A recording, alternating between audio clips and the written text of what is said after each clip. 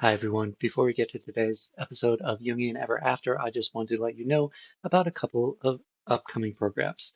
Our Community Day 2026, Bridging the Cultural Divide from Complex to Consciousness, will be on Saturday, March 14th. Embodied Expression Through Sand Play will be on Friday and Saturday, March 27th and 28th. And Shrouded in Trauma, Unthreading the Fabric of Our Political Psyche will be on April 17th. All of these are in-person programs, and our Community Day will be recorded and made available for those of you who live at a distance, or if you'd like to travel to Chicago, and we'd love to have you. For more information about those courses and everything else, just go to our website, jungchicago.org. Thanks.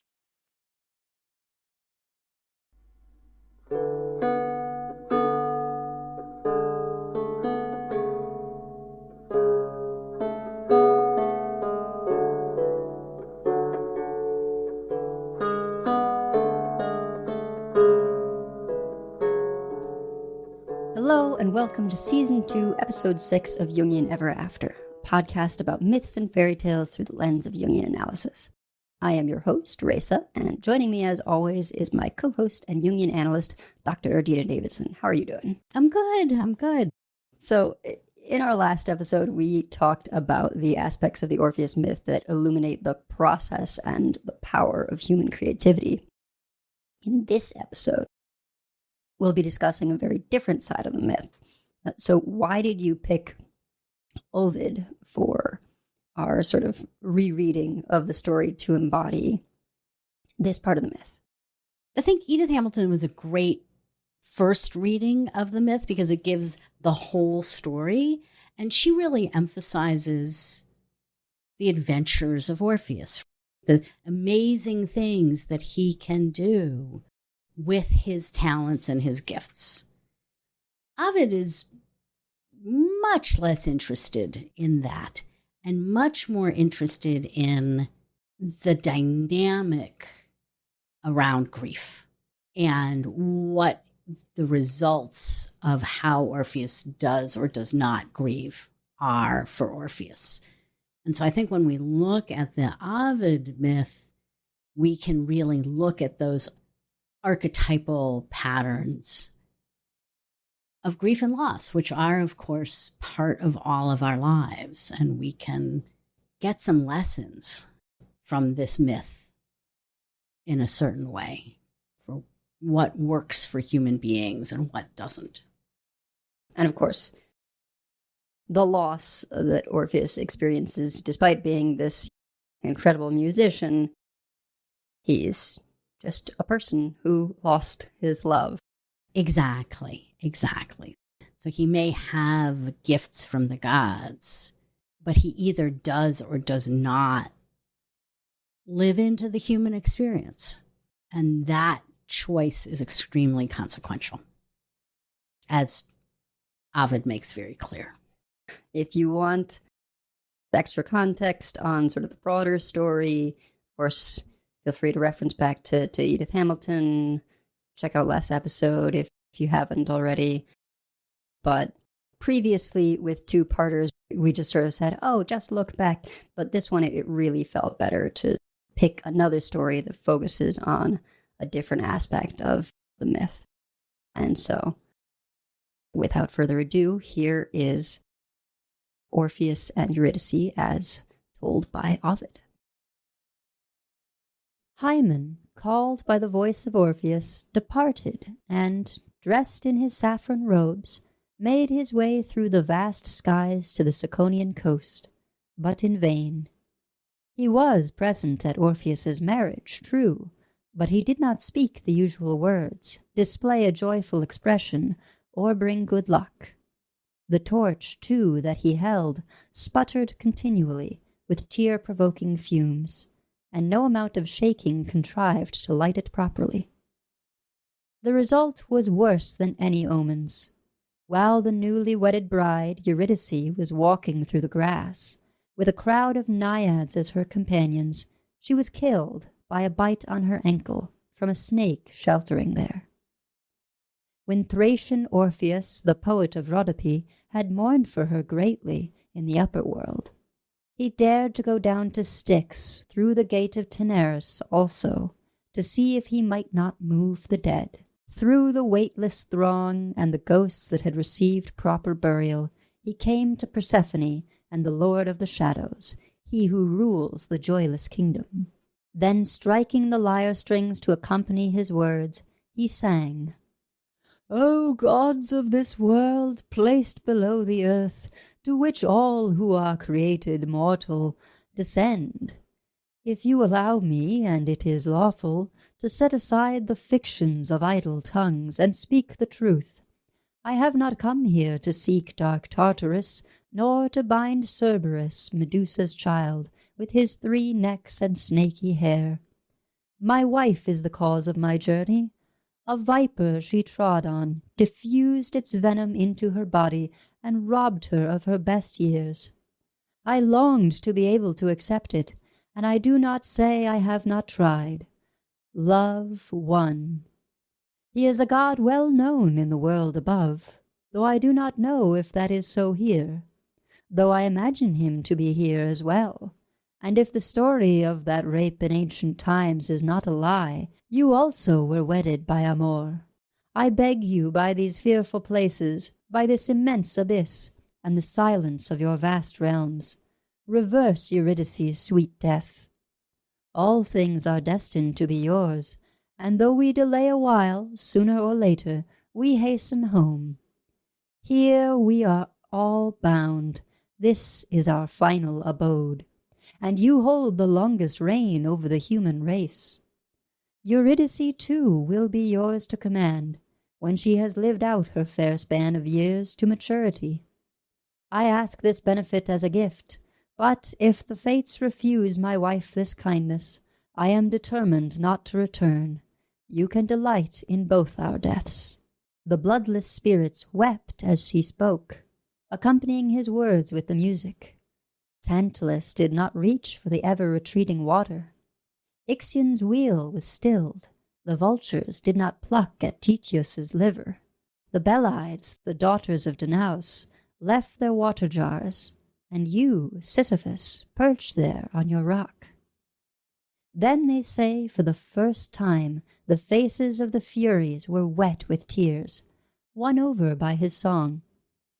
The king of the deep and his royal bride could not bear to refuse his prayer, and called for Eurydice. She was among the recent ghosts, and walked haltingly from her wound.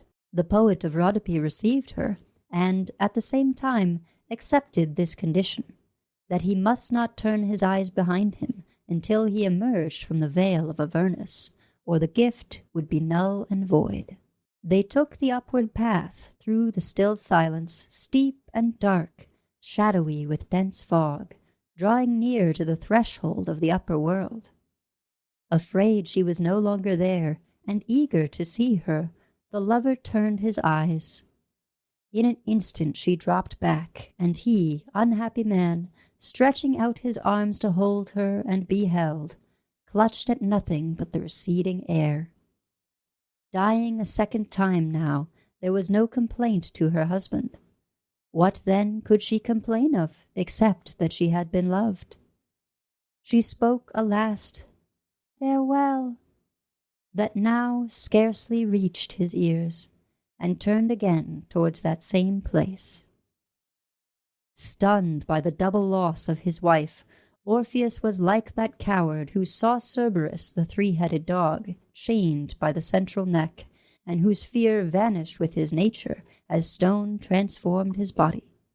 Or like Olenos and you, his Lithea, too proud of your beauty, he wished to be charged with your crime, and seem guilty himself. Once wedded hearts, you are now rocks set on moist Mount Ida. Orpheus wished and prayed in vain to cross the Styx again, but the ferryman fended him off. Still, for 7 days he sat there by the shore, neglecting himself and not taking nourishment. Sorrow, troubled thought, and tears were his food. He took himself to lofty Mount Rhodope, and Hemus, swept by the winds, complaining that the gods of Erebus were cruel. 3 times the sun had ended the year in watery Pisces, and Orpheus had abstained from the love of women, either because things ended badly for him or because he had sworn to do so. Yet many felt a desire to be joined with the poet, and many grieved at rejection. Stephen Mitchell, in his out-of-print book, Parables and Portraits, tells this version of the story of Orpheus. Pluto sits on his ebony throne enchanted. Beautiful, he sighs. Ah, beautiful. Iron tears trickle down his cheeks. He puts his hand on Persephone's arm. My dear, he says, we must grant this young man's request. The young queen thinks for a moment.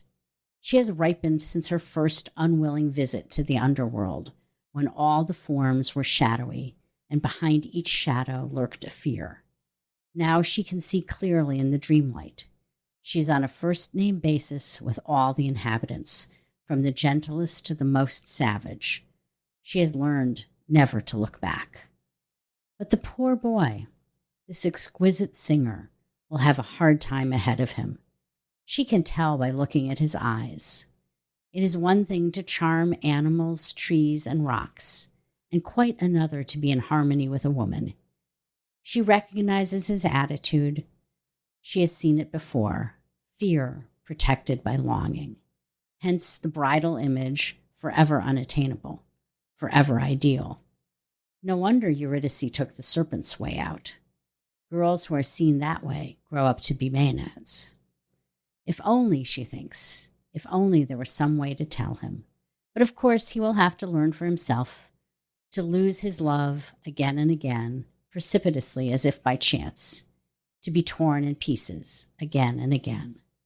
She turns to the king. Yes, darling, she says, let them go. So I really love that little insight into Persephone's thinking. It's funny because on the one hand, Hades is just, oh, that was so beautiful. Sure, why not? Let her go back. Which I think is really true to the way the myth reads. Definitely. There doesn't seem to be any thought. He's just moved and it's like, okay, go. Right. Yeah, particularly through the lens of Edith Hamilton, where it's all about the beautiful music that Orpheus performs. So powerful is his musical talent that he can even move Hades. Right. The notoriously immovable. Right. The crown couple of the underworld. But that bit from Stephen Mitchell, even more than the Ovid, provides this little, maybe there was something else going on there, because it's kind of a weird condition that, oh, you can't look back, right? Right. Why that specifically? And this adds that bit of context of, oh, okay, don't look back, because Persephone sees this in him and wants him to learn this lesson, which is very Greek god-like, if we're honest. For sure. And the inescapability of fate is also very Greek.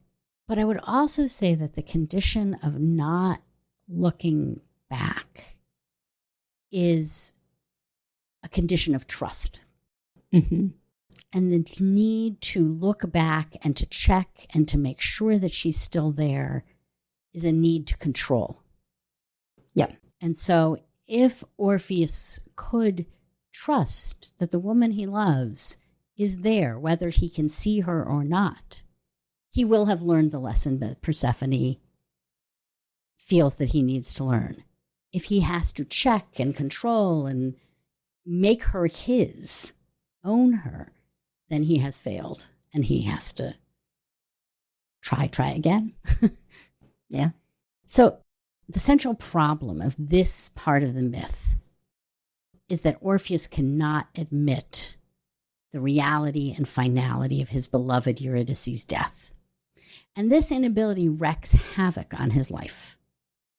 This has obvious correlations in our own lives. We all suffer losses, large and small. And I'm just in the middle of, I was going to say a small loss, but actually I think it's been kind of a mid-sized loss for me. I've been intellectually aware I am moving into old age, right? But my experience of myself, particularly physically, has been a continuation of middle age. My body has been able to do pretty much everything I want it to do that I've been able to do as a human being. I'm not a super athlete or anything, but I can, until a few weeks ago, when for the first time I had sciatica, which sounds like a small thing, but is nerve pain. And it was the first time I've ever had something that did not respond to painkillers. Just didn't matter.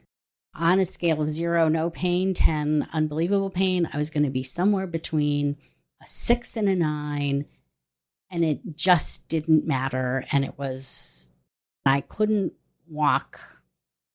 I mean, at first I couldn't walk across the living room without it going to an 8. And I couldn't get on the floor with my grandchildren. I couldn't pick anybody up. I couldn't watch a TV show without miserable pain. And it really changed my trust in my own body.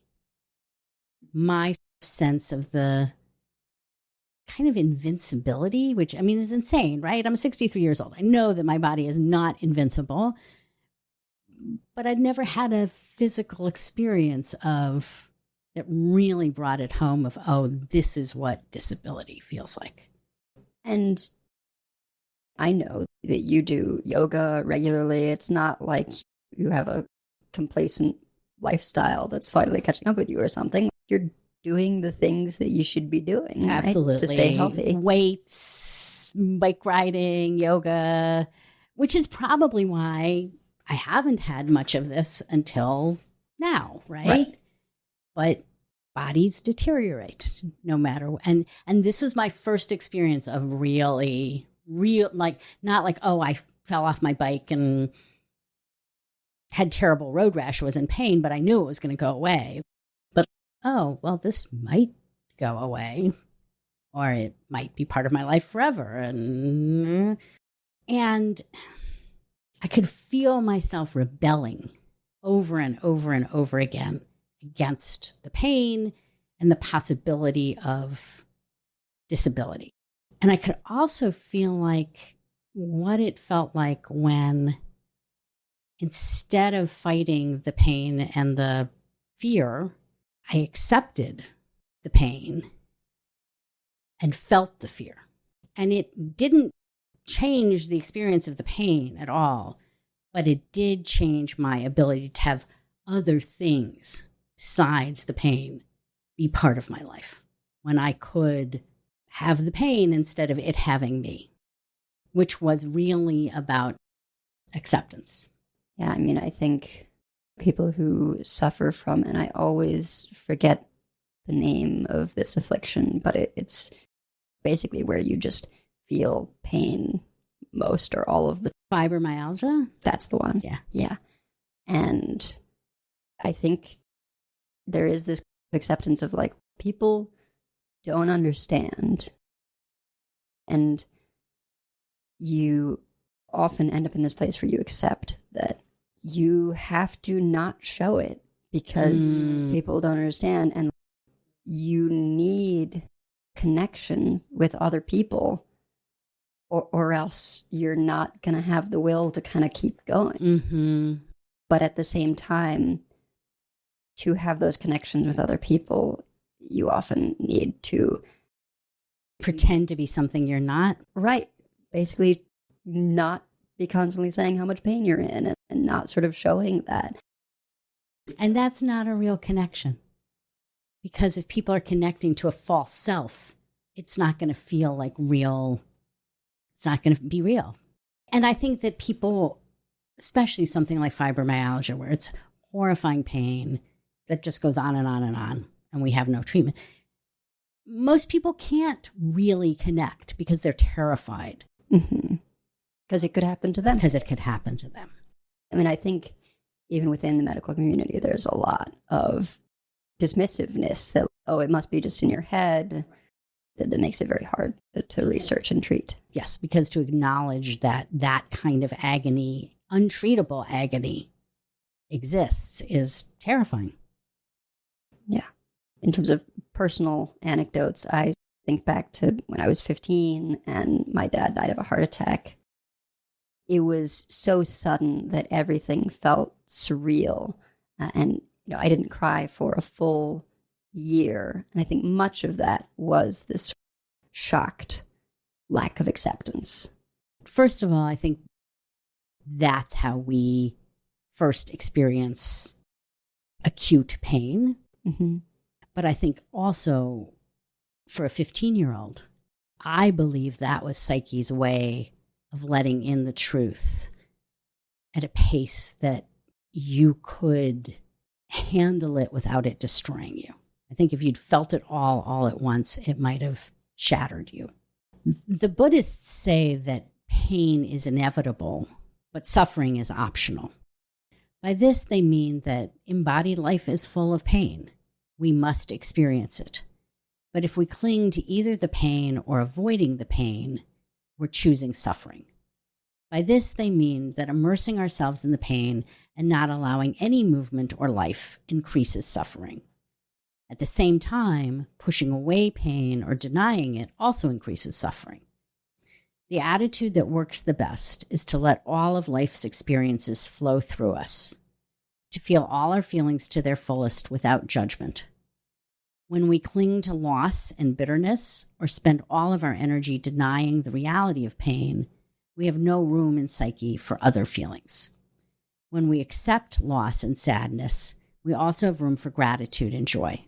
In fact, sometimes it is at the moments of accepting great pain that we have the greatest opening to the self or to soul. To quote the songwriter Leonard Cohen, there is a crack in everything. That is how the light gets in. So there's definitely a sort of, I would call it a chaos butterfly story, where you go back and say, oh, if butterfly flaps its wings, chain of events. So a story like that to be told, how I might not have become close with Rachel, your daughter, my now wife, if not for my dad's death, in which case you would not be my mother-in-law, and of course we would not be recording this podcast together. I generally have a dim view of everything happens for a reason. Oh, I can't stand that. Right? Yeah. Yeah. It's all going to end well. Either yes or no.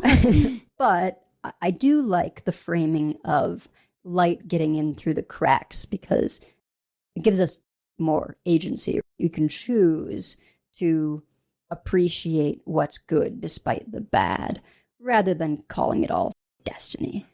Everything happens for a reason implies that God is planning all of it. What kind of God plans for a 15-year-old to lose her father in an instant? Mm-hmm. But if we see that there is a source of light that is always flowing, and that there are cracks in embodied creation, then those cracks become the way the light gets in. Right. My father died 10 years ago, but before that, he almost died many, many times.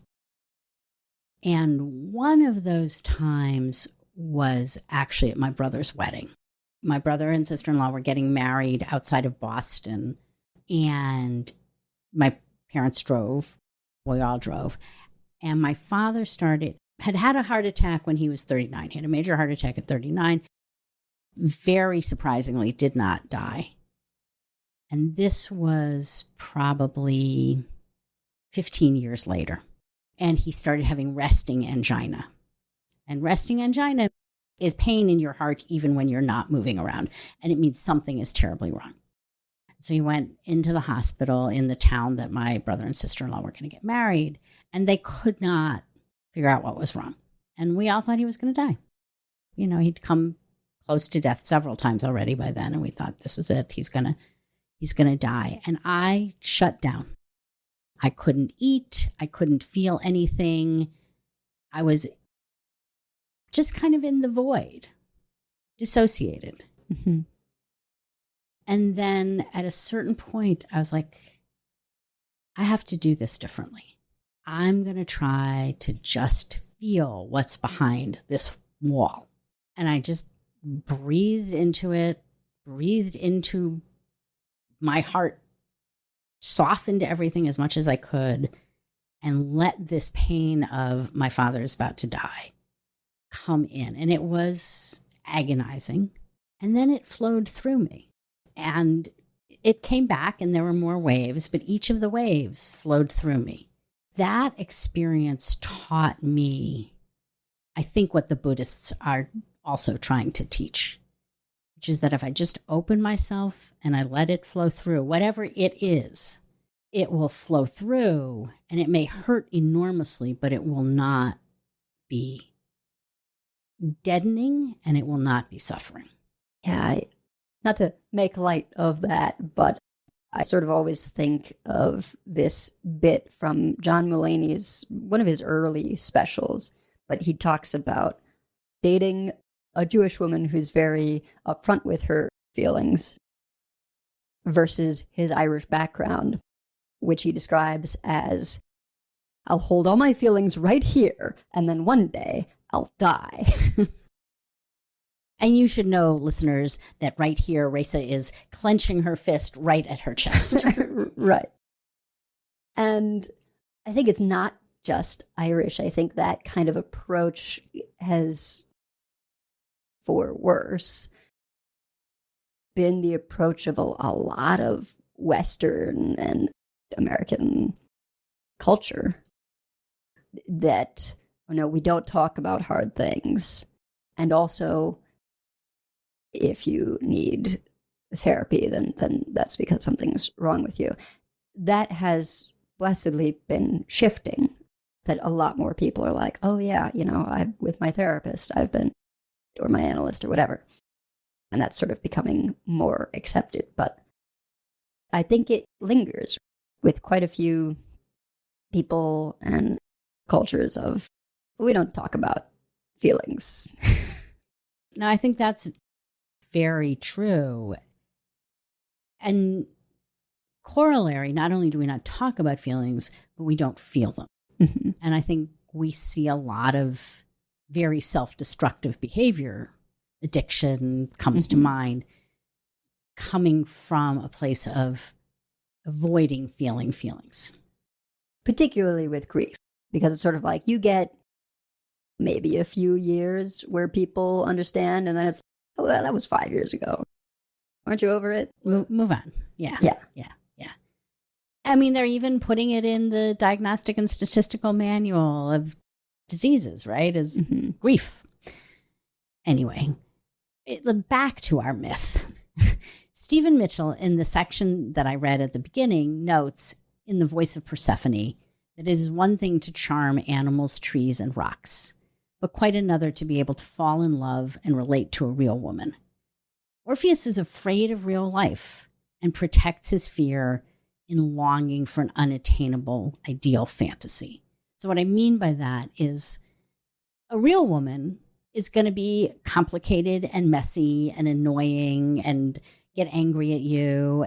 And for somebody who's afraid of life, particularly Orpheus, who's led this completely charmed life up till now and has never had to deal with any sorrow or pain and is afraid of it, it's better to have the one who you can't have, which was Eurydice, the unattainable.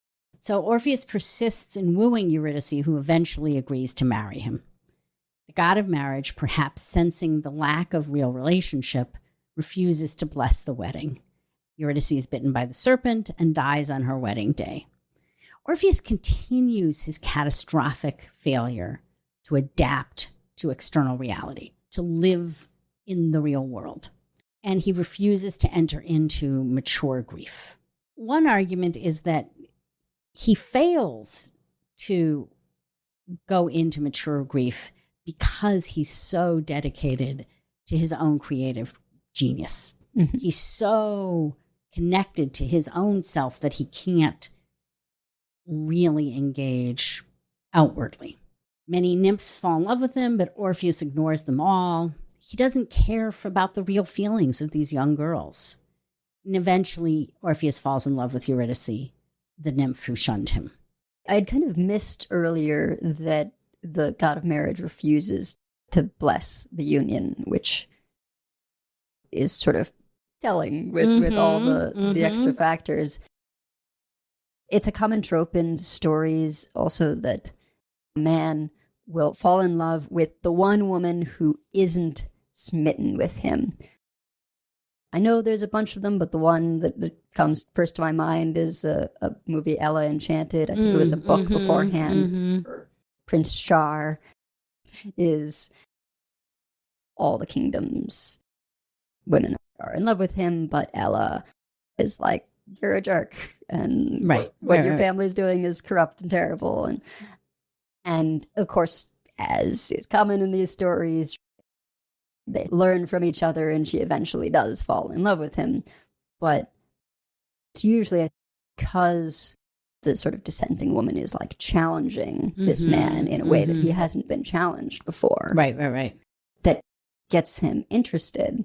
But here we see, and I don't think this is often explored, what happens when the man can't give up and the woman remains uninterested. Right.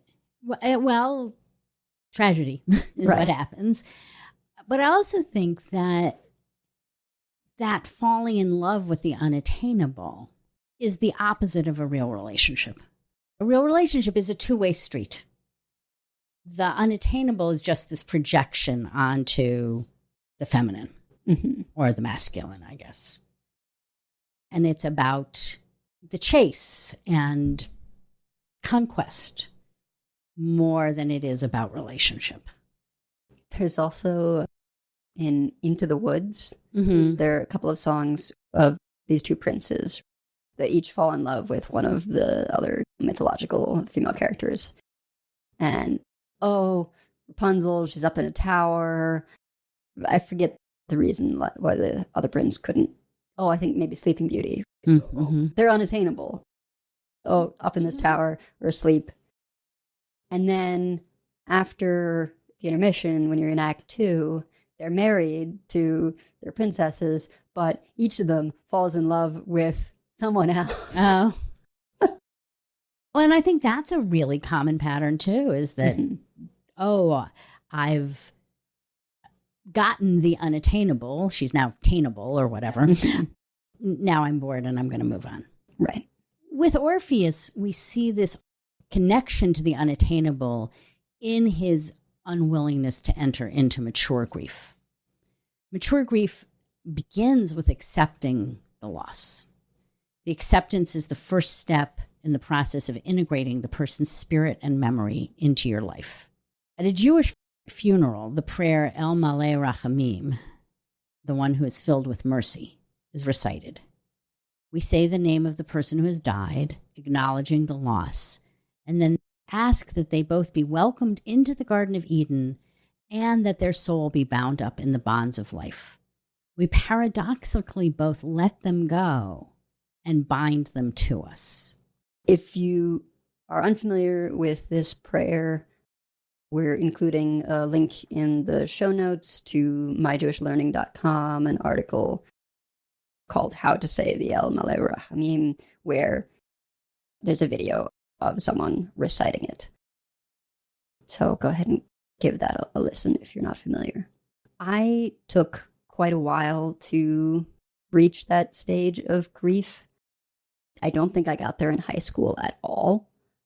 And it may even have taken a couple of years into college before I really started to heal. But I think it was a bit of being at the university where my dad worked, this place that I so associated with him, and he wasn't there. I didn't get to go have lunch with him the way my brother and sister sometimes did. I wasn't visiting him. Right, you really had to live in the loss. Yeah. And in high school, it just was its own little world. High school is a very sort of specific time and place that is separated from the adult world in a lot of ways. Yeah. So I think that fed into my sort of dissociation with the whole thing. Mm-hmm. That makes sense. After Eurydice dies, Orpheus goes to Eurydice's tomb, but he can't stay. So unlike you, where you had to stay, well, you didn't have to. You could have done all kinds of things like drop out, but you didn't. You stayed. Orpheus doesn't. He can't allow her to die. So he goes to the underworld to get her back with Hope as his companion. But Hope is entirely the wrong attitude in this situation. Mm-hmm. There's no more hope once someone has died. What he really needs is acceptance and sorrow. At the banks of the river Styx, the river into the underworld, Hope turns back. You can't go all the way into the underworld with Hope. In Dante's Inferno, for example, the sign at the gates of hell says, "Abandon hope, all ye who enter here." Yeah, that lack of acceptance is depicted, I think, quite well in the show Chaos on Netflix, where he takes her coin. So it's not just he goes to her tomb but cannot stay. He goes to her coffin. Right, her coffin, and takes her coin. And so she's left with no way to pay the fee to Charon to ferry her across the river Styx into the underworld. It works. The mechanics are a little bit different in the show. They've got a whole subplot going on. But yeah, essentially she's not able to pass on. And so she has to work in the underworld. They take a lot of liberties to sort of shape their own narrative and also to set it in a sort of strange modern day. Right, all right. But Orpheus plays a very central role in the show with his journey to, quote unquote, save Eurydice. And unfortunately, it didn't get renewed for a second season, but I would still recommend the first season. It's a very interesting modern take on all these myths. I agree. And I think one of the things that the show does beautifully is amplify this idea that Orpheus's love for Eurydice is fundamentally a narcissistic love. Yes. He doesn't really care what Eurydice wants or what's best for Eurydice. I mean, when she's alive, she makes it clear that she does not want to be loved in the overwhelming way that he loves her, and that it's kind of annihilating her in some ways to be loved in that way. One of the lyrics to one of the songs he sings, he's a musician in the show as well, and one of the lyrics to one of the songs that he sings is, "I want to breathe in your breath." We can feel that it's creepy. We can feel that it's about him and not about her. And I think that that is in the myth, and I think that the show really plays that out. And it is this deeply connected to this narcissistic love, this failure to grieve. Yeah, and very light spoiler for Chaos. But by the time he gets to her, she has a lot of reasons she doesn't want to go back. And he doesn't care. Yeah. Well, and she has to kind of hide that. She's so surprised to see him, which fair. Right. But for him, he's undergone this whole personal odyssey of making it through all these trials. It's like, oh, I went through so much to rescue her. Of course she would want to go back with me. Right. As if he's on a hero's journey. Right. And grief is not a hero's journey. Yes. Back to that central problem, right? So, as you say, after Orpheus uses his music to solve numerous problems in heroic ways, he reaches the king and queen of the underworld. He pleads that he loves Eurydice too much to lose her, and Persephone persuades Hades to let her go. Hades sets one condition. Orpheus must walk back to the land of the living with Eurydice behind him, and he cannot look back. Of course, at the last moment, he cannot resist and looks. Eurydice is pulled back into the underworld. Orpheus is still caught in his inability to see Eurydice as separate from himself. Rilke wrote a poem really mostly about Eurydice. It's called Orpheus, Eurydice, Hermes, and this is a piece of it. She was deep within herself. Being dead filled her beyond fulfillment. Like a fruit suffused with its own mystery and sweetness, she was filled with her vast death. Her hands had grown so unused to marriage that gentle touch hurt her like an undesired kiss. She was no longer that woman with the blue eyes who had once echoed through the poet's songs, and that man's property no longer. In this poem, when Orpheus turns to look at her, she doesn't know who he is, and she's content to walk back to the underworld. Like all Greek myths, there are multiple versions of this myth.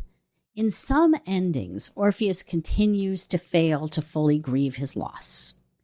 He continues to deny reality and to refuse all human relationships. He even stops making music.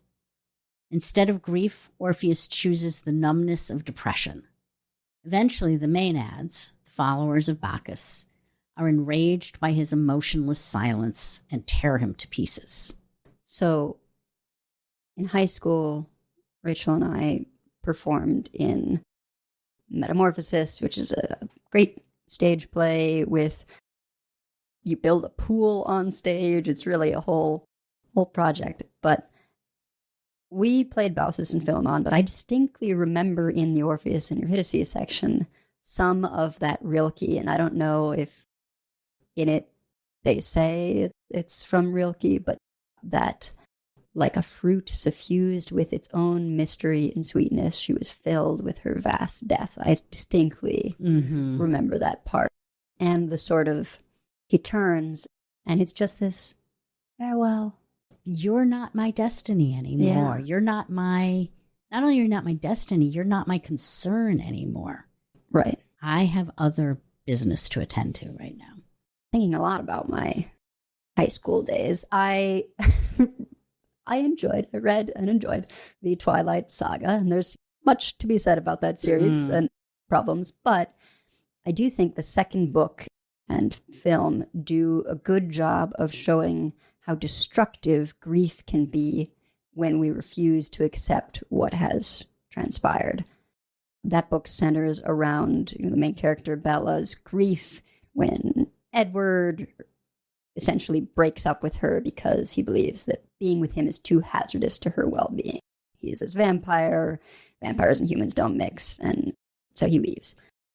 Of course, in doing so, she goes into a depression so great that she engages in a ton of risky behaviors because when she does, she kind of hallucinates Edward being there telling her to stop. And so it is the only way that she can see him again. The fantasy. Right. And which is very Orpheus-like. Mm-hmm. I have this fantasy that I haven't really lost you, and I will cling to that.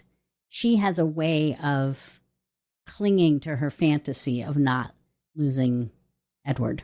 Yeah, that even if she can't get him to actually be there and for them to be together, she can get these little instances of seeing him through riding on dirt bikes or getting picked up by dangerous people in the city. And I think for many people through abusing drugs and alcohol, you can stay out of reality. When we were talking about this, I thought about a 9 Inch Nails song called Hurt. I hurt myself today just to feel. I think that depression is a way of avoiding acute pain and loss.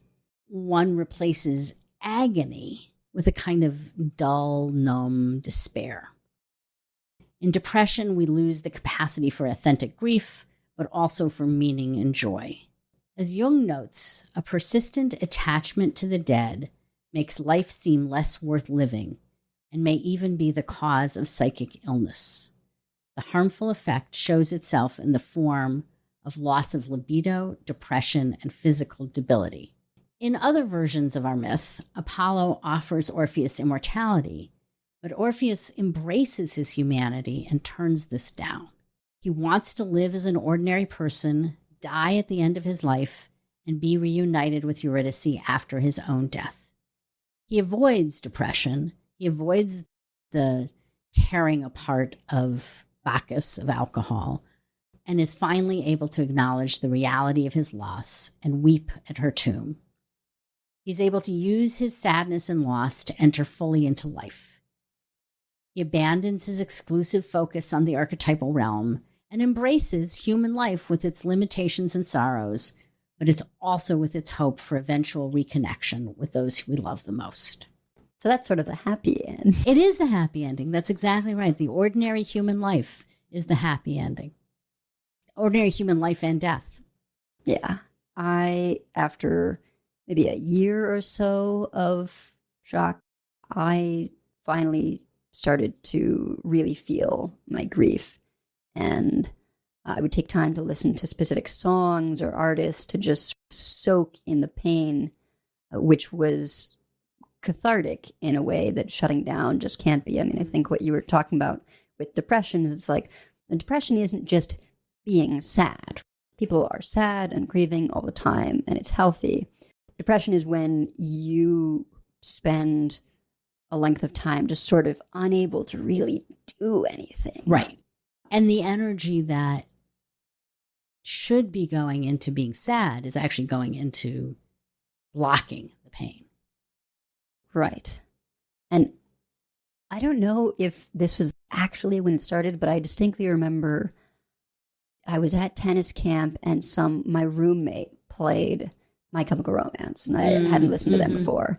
And it was the Black Parade, which has father stuff. And so it was just, it so perfectly encapsulated my feelings and my grief. And, eventually I had a sort of playlist or would just play that album and would take those moments to just sit with the pain and the grief, which is really hard and would involve a lot of crying and stuff. But having expended that emotion, actually go on to sort of go about your life. So, I mean, it was really you living the myth. Yeah, I guess. But a place that I still struggle is I would not turn down that immortality if offered. Partially because I don't have a guarantee of seeing my father in any kind of afterlife. That's not a belief I have. I just think you're dirt, right? All is dust. But I think partly it's just that sudden loss has just shaped me so deeply into someone completely terrified that death is just around the corner at any moment. And so the idea of being immortal, I think this is part of the allure of vampires in however many decades it's been, is that you can kind of live forever and see how civilizations change. In The Sandman, there's this great little tidbit where he enters into a deal with this guy who's insistent that he would enjoy living forever. And he visits this guy every 100 years or so. And I think the first 100 or something, he says like, oh, everything's great. And then he falls in love and loses his family. And so the next time he's like really hurting when the Sandman visits him. But then he comes out of it and reaches this place of acceptance with the grief. And he goes through all points of, oh, this is a curse, this living forever and watching them. So to later, yeah, I get to see all these cool things in different civilizations and accept that, like, at least you get to have that time with people, even if they pass on and you don't. And I kind of think that's where I would land. But it's the kind of thing that obviously we'll never know how someone would feel because people don't live forever. Right. And I think that shattering of the denial that young people are supposed to have, that death can happen at any moment, is a trauma. And I think that terror that you have of that is a very common symptom of trauma, actually. And I'm going to guess that over time, like Orpheus, as you live the full human life that you are living, you will maybe not welcome the fact of being human, but kind of come to, I think that maybe the goal is, as I've been saying throughout, the goal is this acceptance and living the full range of human life with all of its good and bad. And maybe we'll talk about whether there is an afterlife in another episode. I'm halfway there in that I would do anything to save my daughter. Parenthood is one of those, oh yeah, you got to live in reality. Yeah. And how glorious reality can be, as well as how profoundly annoying. Well, that is going to do it for today's episode. Our intro-outro music is a sample of Seculos' Epitaph with the Lyre of Apollo by Lina Palera under an attribution non-commercial share-alike 3.0 international license. You can find the full version at freemusicarchive.org, link in the show notes.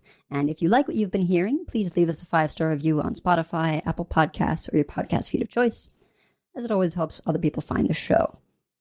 This show will always be free and available to all, but if you would like to monetarily support the show, you can do so at ko-fi.com/JungianEverAfter. All one word there. Also, Dr. Adina Davidson is a certified Jungian analyst who offers telesessions. You can find out more about her practice at adinadavidson.com or her Psychology Today profile. We'll be with you again next time, but until then, we hope your days are filled with exploring the worlds of imagination and storytelling.